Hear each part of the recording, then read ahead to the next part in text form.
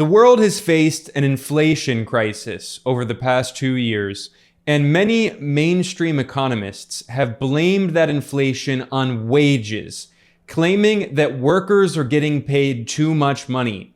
However, in reality, when we look at inflation in Europe, the biggest contributor to inflation was corporate profits. In fact, rising corporate profits have contributed to nearly half of the inflation in Europe, whereas wages have only contributed around 15%, a small fraction. This is according to a study that was published this June by economists at the International Monetary Fund, the IMF. I have an article about this over at geopoliticaleconomy.com. I will link to it in the description below, and you can get access to all of the sources that I'll be discussing today. The IMF economists wrote, quote, "Rising corporate profits account for almost half the increase in Europe's inflation over the past 2 years as companies increased prices by more than spiking costs of imported energy." The study includes a graph that shows how profits by corporations have been the most important factor in rising inflation. You can see on the graph that the red bar represents corporate profits. It shows that starting in 2021, as the world was coming out of the pandemic, corporate profits skyrocketed and they increased much faster than the increase in import prices. Now, why did import prices also increase? Well, first, that was because of the supply chain shocks when the world was coming out of the pandemic. And then in 2022, it was because of the war in Ukraine and the Western sanctions on Russia, which caused a massive increase in oil prices in the global market, considering that Russia is one of the world's leading producers of oil and gas. And Russia had been the largest provider of oil and gas to Europe. And that explains why energy prices skyrocketed in Europe in response to the war in Ukraine and the Western sanctions on Russia. However, the increase in import prices only contributed to 40% of the inflation in Europe, whereas rising corporate profits contributed to 45%. You can see this very clearly in the graph that was published by the IMF economists. And if you also look at the graph, you can see that since 2021, when the world was coming out of the pandemic, labor costs, that's wages, have only represented a small fraction of the inflation. So blaming workers' wages for the rise in inflation is completely absurd, considering it actually only represents around 15%. Compared to 45% for corporate profits and 40% for increasing import prices due to supply chain shocks and Western sanctions. In fact, the IMF economists wrote in their report that companies may have to accept a smaller profit share if inflation is to remain on track to reach the European Central Bank's 2% target in 2025. In other words, IMF economists are saying that corporate profits need to go down if Europe wants inflation to go down back to the manageable level of 2%.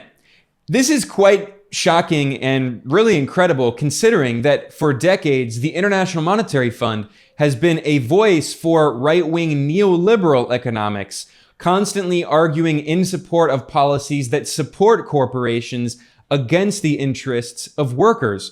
But here they're acknowledging the undeniable fact that if Europe truly wants to bring down inflation, it has to rein in corporate profits. This is very important because for the past 2 years now, with the inflation crisis in the West, mainstream neoliberal economists pushing this kind of right-wing free market economics, along with central bank officials in the United States and Europe, have constantly blamed wages, misleadingly, for inflation. Larry Summers, who previously served as the chief economist of the World Bank, the IMF's Bretton Woods sibling, Larry Summers argued that in order to bring down inflation in the United States, it needed to have unemployment rates rise to 6% for 5 years or rise to 10%. That is, he called for millions of workers in the United States to lose their jobs to bring down inflation. Similarly, the Federal Reserve, that is the US central bank, has likewise been calling for wages to decrease. The chair of the Fed, Jerome Powell, said at a press conference his goal is to, quote, get wages down.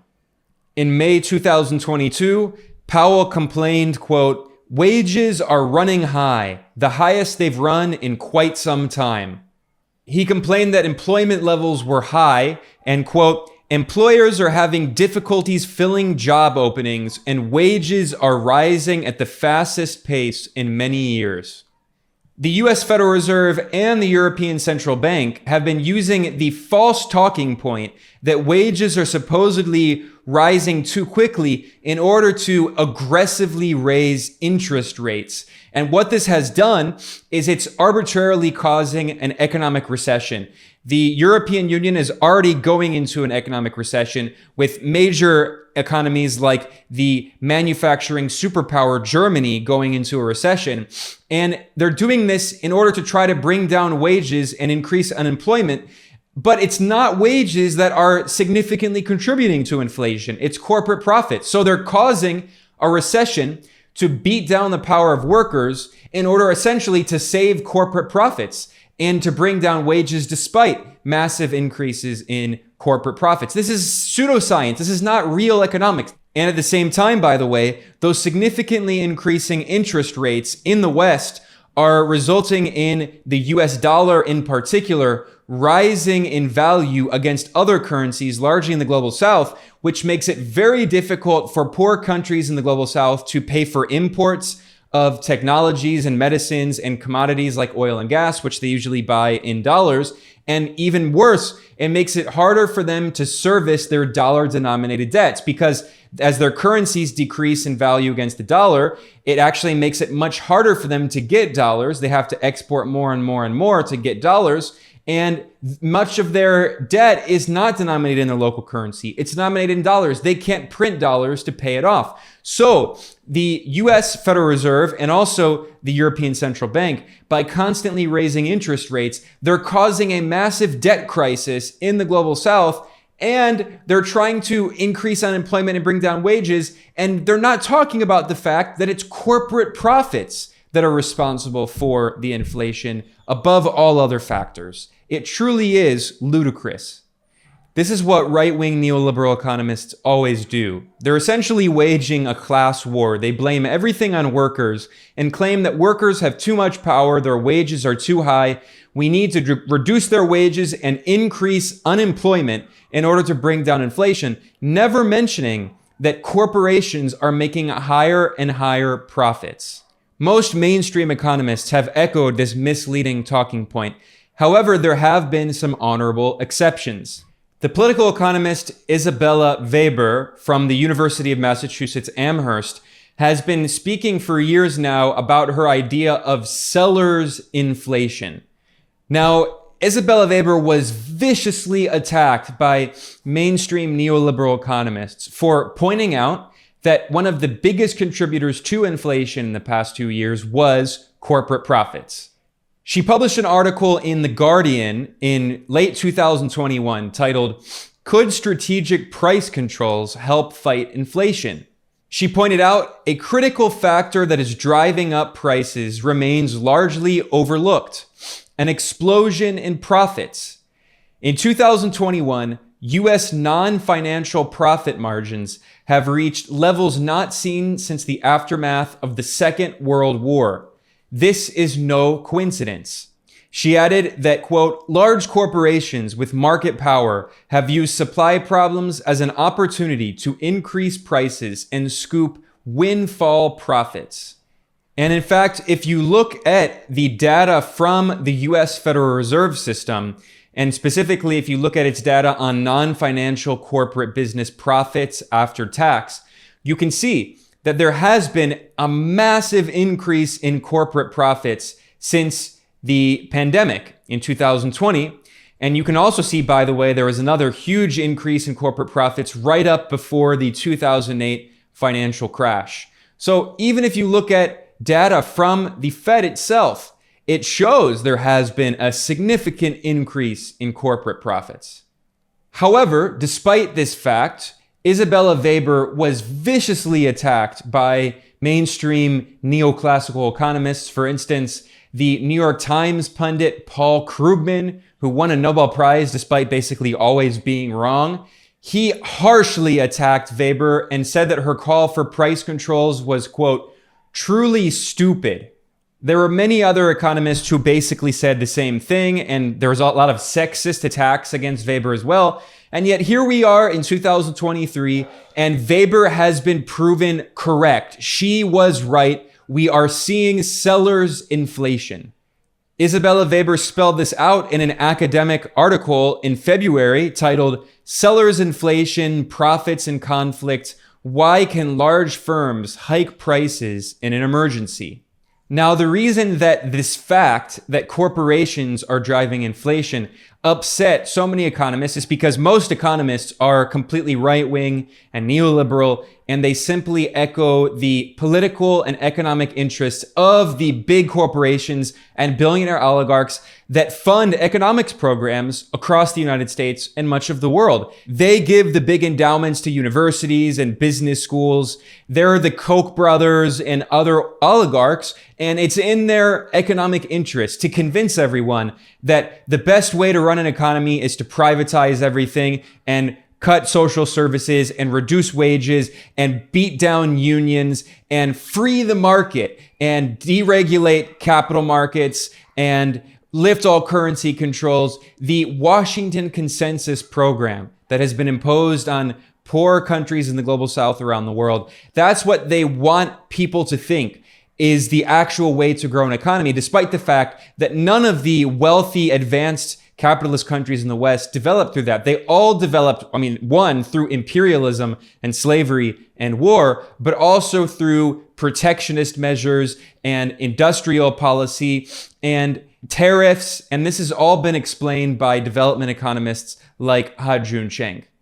He showed how the wealthy imperialist countries like in Europe and the US all had very high rates of tariffs and other protectionist measures in order to economically develop and build their infant industries. And then finally, when they got to the level where they were able to compete internationally, then those same countries lectured poor countries in the global south to lift all protectionist policies, to privatize and deregulate everything, to impose the neoliberal Washington Consensus. And this is exactly what most economists preach and they teach to their students.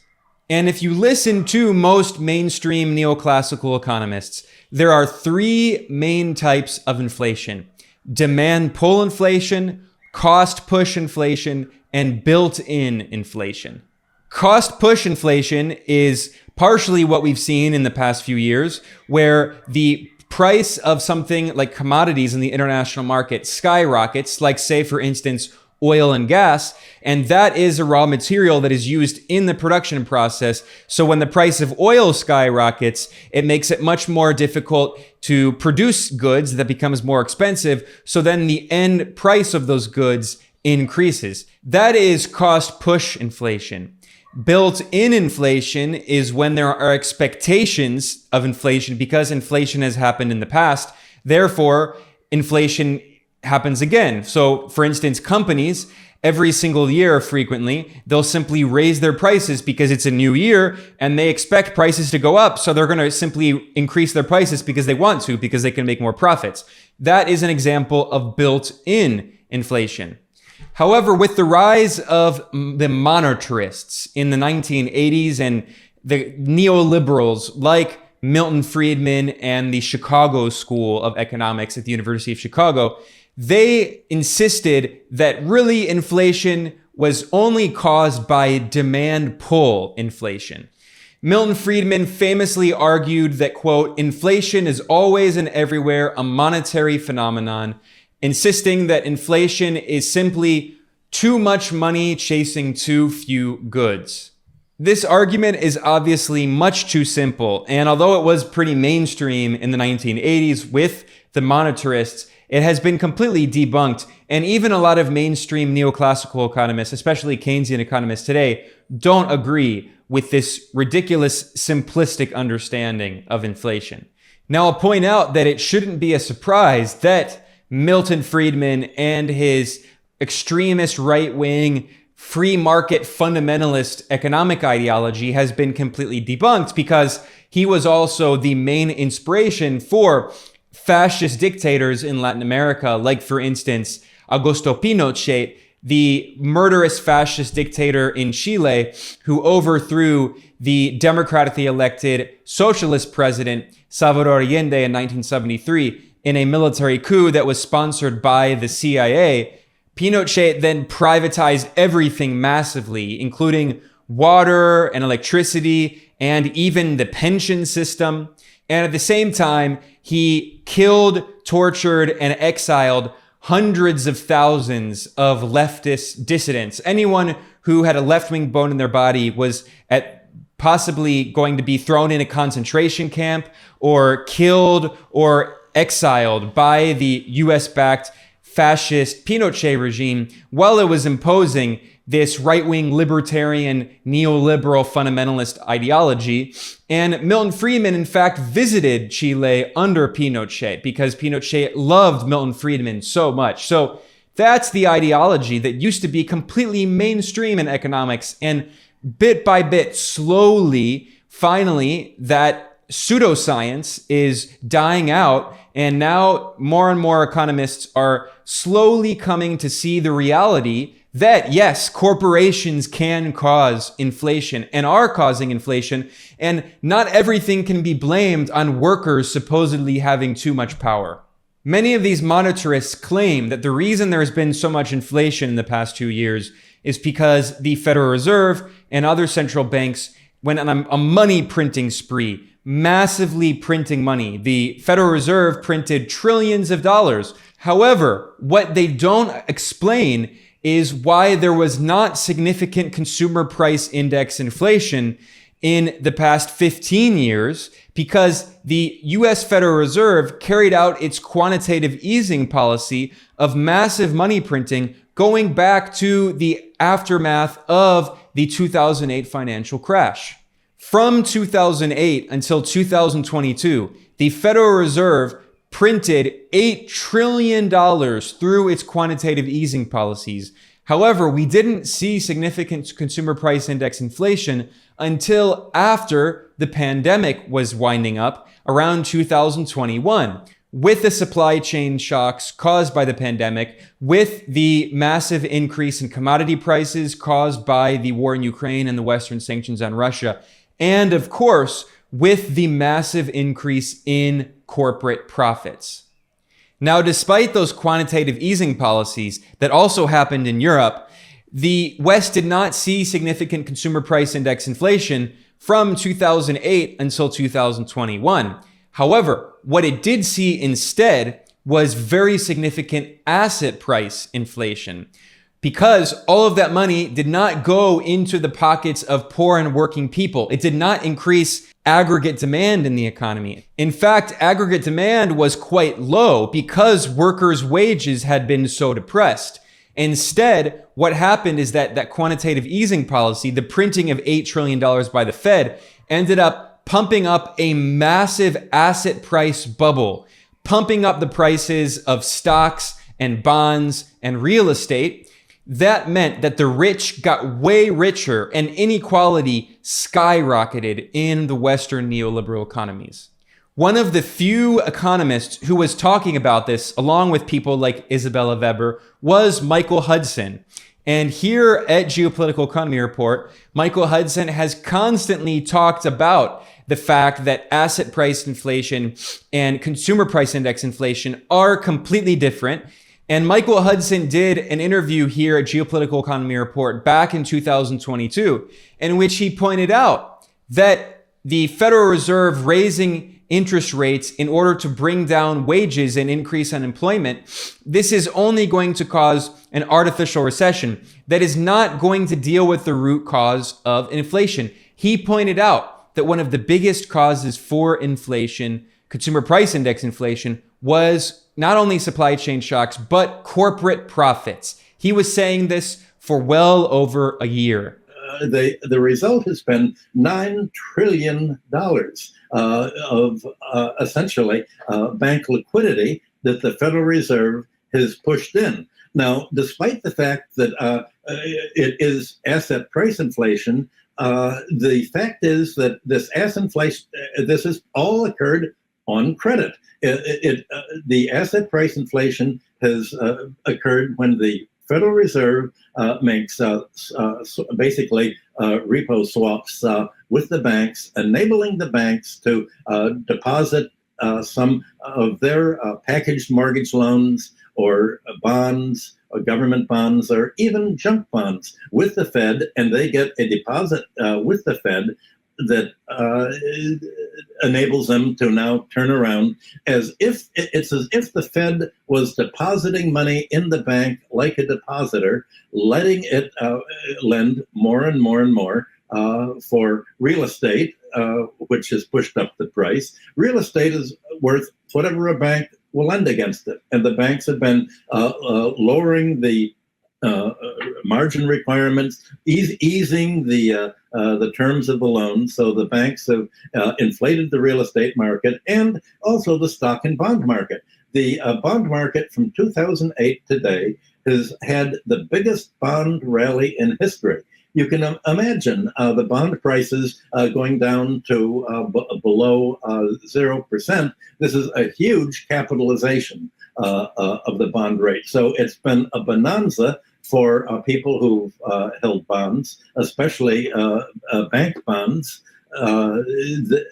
And it's inflated the top of the pyramid. But if you inflate it on debt, then somebody has to pay the debt. And the debt, as I just said, is the 90% of the population. So the fact is that asset price inflation and debt deflation go together, because the wealth part of the economy, the ownership part, has been vastly inflated, the price of wealth relative to labor, but the debtor part has been squeezed by having to, as I said, by families having to pay much more of their income on mortgages or credit cards or student debt, leaving less and less to purchase goods and services. So if there's a debt deflation, then why do we have a price inflation now? Well, the price inflation is largely a result of the war, the sanctions that the United States has imposed on Russia. Russia was, as you know, the major gas exporter, oil exporter, and also the largest agricultural exporter in the world. So if you exclude Russian oil, Russian gas, Russian agriculture from the market, you're going to have a shortage of supply, and you're going to have the prices way up. So the oil, energy, and food have been a key element. And also under the Biden administration and certainly the Trump administration, there's been no enforcement of monopoly prices. So you've had essentially companies have been using their monopoly power to charge whatever they want. And even though there wasn't really a shortage of gas or of oil, earlier this year, you had a huge spike in the price for no other reason than the fact that the oil companies could charge it. Partly this was done by financial manipulations in the forward markets. The financial markets had bid up the price of oil and gas, but also the companies have. And right across the board, if you had a company in a commanding position of being able to control the market, as Matt Stoller has pointed out often enough, you've essentially permitted monopolies to take place. Well, Biden had appointed a number of anti-monopoly officials that were going to try to impose anti-monopoly legislation, but they're not supported by the Democratic Party or the Republican Party enough to really empower them to have had much effect so far. So the next time you see a Western government official or neoliberal economist try to blame wages for the increase in inflation, remind them that even the International Monetary Fund, which has been one of the main institutional supporters of neoliberalism, imposing neoliberal shock therapy policies through structural adjustment on countries across the global south, even IMF economists are now admitting the reality that sellers inflation is what we are seeing, that in Europe, nearly half, 45% of the rise in inflation has been caused by corporate profits and only 15% by wages. That is the reality. On that note, I'm going to conclude. I'm Ben Norton, the editor of Geopolitical Economy Report. Please subscribe on whatever platform you're watching or listening on, especially if it's YouTube. That helps promote our material in the algorithm. In addition to the videos, we also have podcast versions of every episode. As I mentioned earlier, over at geopoliticaleconomy.com, I have an article which links to all of the sources that I discussed today, so you can fact check me. If you want to support the work that we do, please go to geopoliticaleconomy.com/support. And there are several ways you can donate. The best way is you become a donor over at patreon.com/geopoliticaleconomy. We have no institutional support and no big donors. We rely entirely on small donors from viewers and listeners like you. I want to thank everyone. I will see you next time.